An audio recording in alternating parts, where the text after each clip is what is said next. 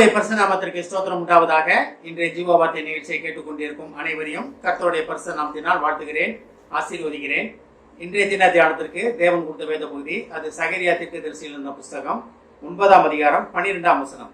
சகரியா 9:12. நம்பிக்கையுடைய சிறைகளே அரணுக்கு திரும்புங்கள், இரட்டிப்பான நன்மையை தருவேன், இன்றைக்கே தருவேன். இரட்டிப்பான நன்மையை இன்றைக்கே தருவதற்காக தேவன் உங்களை அழைக்கிறார், தருவேன் என்று உங்களுக்கு வாக்கு கொடுக்கிறார். நம்ம விசுவாசம் வைத்திருக்கிறோமா? தேவன் எனக்கு இரட்டிப்பான நன்மைகளை தருவார் அப்படின்னு விசுவாசம் வைத்திருக்கிறோமா? அதாவது இந்த வசனம் எப்படி ஆரம்பிக்குது பாருங்க. நம்பிக்கை உடைய சிறைகளே. அப்ப சிறைப்பட்டவர்கள்னா ஒருவேளை அந்த காலத்துல இஸ்ரேல் மக்கள் பாபிலோனுக்கு சிறைப்பட்டு போனாங்க, எகிப்துக்கு சிறைப்பட்டு போனாங்க. அந்த இதை பத்தி இது சொல்லலை. இது புதிய ஏற்பாட்டின் சத்தியத்தின்படி பார்த்தோம்னா நம்பிக்கையுடைய சிறைகள் யாரு? நம்ம தான். நம்பிக்கை வைத்திருக்கிறோம் நம்ம. ஆனா பூமியில உலகத்தின் காரியங்கள்ல சிறைப்பட்டு கிடக்கிறவங்களா காணப்படுகிறோம் நம்ம. அப்ப உலகத்தின் காரியங்கள்ல சிறைப்பட்டு இருக்கிறோம். ஆனா உலகத்துக்குள்ளதான் வாழ்றோம், இந்த காரியங்களுக்குள்ளதான் நம்ம வாழ்ந்தாகணும். அப்ப சிறைப்பட்டு இருக்கிறோம். ஆனா நம்ம யார் மேல நம்பிக்கை வைத்திருக்கிறோம்? தேவன் மேல எங்களை விடுவிப்பார். அந்த காலத்துல அவங்க அப்படிதான் இருந்தாங்க. தேவன் எங்களை விடுவிப்பார், தேவன் எங்களை கொண்டாந்து ஒரு மீசியா வருவார், எங்களை இந்த இதுல இருந்து எங்களை விடுவிப்பார், இந்த சிறையிருப்புல இருந்து எங்களை அடிமைத்தனத்திலிருந்து விடுவிப்பார்னு நினைச்சாங்க. இன்னைக்கு நினைச்சிக்கிட்டு இருக்கவங்க இருக்காங்க. இந்த மெசியா வரல. ஆனா நமக்கு தெரியும் மெசியா வந்தாச்சு, நமக்காக பரிந்து பேசி கொண்டிருக்கிறார், நமக்காக எல்லா காரியத்தையும் முடித்து விட்டார். சிலுவையில முடிந்ததுன்னா எல்லா காரியத்தையும் முடித்து அவர் ஜெயம் கொள்ளும் வாழ்க்கை வாழ்வதற்காக நம்மளை அழைத்திருக்கிறார். அப்ப நம்பிக்கையுடைய சிறைகளே.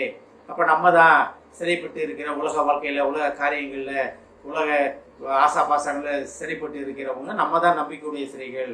அரணுக்கு திரும்புங்கள். அரண்னா என்ன? அரணும் கோட்டையும் ஆகிய கர்த்தரிடத்தில், தேவனிடத்தில் திரும்ப வேண்டும். நம்ம அங்க போயிட்டோம்னா நமக்கு எந்த பிரச்சனையும் கிடையாது. இந்த நம்பிக்கை தேவன் மேல நம்ம வைத்திருக்கிறோமா? இல்ல உலகத்துக்குள்ளே நான் எப்படி சாதிச்சு வெளியே வந்துருவேன் அப்படின்னு விரும்புவோமா? இருக்கலாம். அது சுயநீதி, தேவநீதி கிடையாது. தேவனை தேடுவதுதான் தேவநீதி. நம்பிக்கை தேவன் மேல வச்சுக்கிட்டு நான் எல்லாம் சரி பண்ணிட்டு தேவன் தவற வேணும்னா வரவே முடியாது, கடைசி வரைக்கும் வர முடியாது.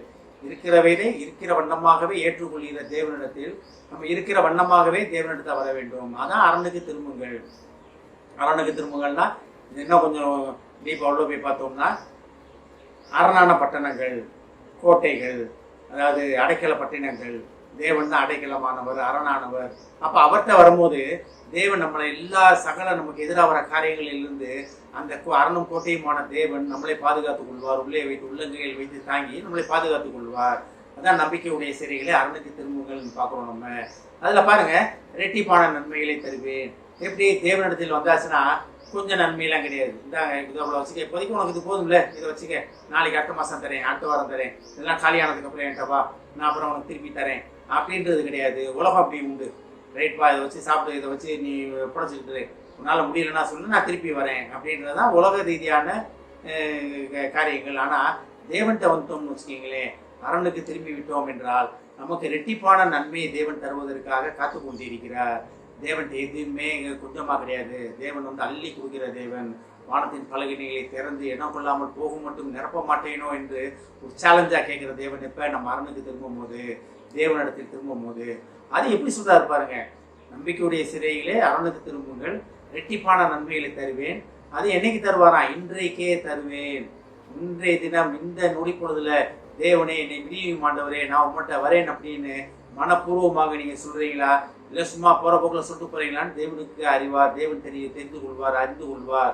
ஏன்னா உள்ளத்தை எண்ணங்களே உண்டாக்கின தேவனுக்கு அவருக்கு தெரியும். நம்ம மனப்பூர்வமா தேடுகிறோமா இல்ல சும்மா தேடுகிறோமா அப்படின்னு. உண்மையிலே மனப்பூர்வமாக தேவனே நான் உங்களிடத்தில் வருகிறேன்னு சொல்லும் போது இந்த காரியங்கள் எல்லாமே இன்றைக்கு இந்த நொடி பொழுதிலே நீங்க இந்த மன வருத்தத்துல, மன விருப்பத்துல, தேவனே நான் உங்கள்கிட்ட வரே ஆண்டவரே, போதும் ஆண்டவரே, இந்த வாழ்க்கையை போதும் ஆண்டவரே. ஆனா என் இறந்த போறதை பத்தி சொல்லல. புதிய வாழ்க்கை, புதிய கிருபை, புதிய நன்மையால் முடிசூட்டப்படுவதற்காக இன்றைக்கே தருவேன் என்று தேவன் உங்களுக்கு வாக்கு கொடுக்கிறார். நம்ம தேவன்கிட்ட வருவதற்கு நம்ம ரெடியா இருக்கோமா? நம்ம ஆண்டவரே, போதும் ஆண்டவரே, இந்த உலக ஆசபாசங்கள் போதும் ஆண்டவரே, நான் உமக்காக ஓடணும் ஆண்டவரே, உண்மையை அறிந்து கொண்ட வாழ்விலே நான் இருக்கணும் ஆண்டவரேன்னு வந்தோம்னா தேவன் இன்றைக்கே இரட்டிப்பான நன்மைகளை தருவதற்கு வல்லவராக இருக்கிறார். ஆமென். ஜெபிப்போம். எங்களை அதிகமான அன்பின் பரலோக பிதாவே, கர்த்தாவே, இரட்டிப்பான நன்மைகளை இன்றைக்கே தருவேன். நாங்கள் உம்மிடத்துக்கு அரணுக்கு திரும்பும் பொழுது இரட்டிப்பான நன்மைகளை இன்றைக்கே தருவேன் என்று சொன்ன வாக்குக்காக நன்றி ஆண்டவரே. நம்பிக்கையை சிறைகளாக நாங்கள் இருக்கிறோம் ஆண்டவரே. இன்றைக்கு நீர்களை தந்தைகளை ஆசீர்வதிக்க நன்றி ஆண்டவரே. இதை கேட்டுக்கொண்டு இருக்கும் ஒவ்வொரு குடும்பத்தையும் ஒரு கட்சி தெரியுறோமாப்பா.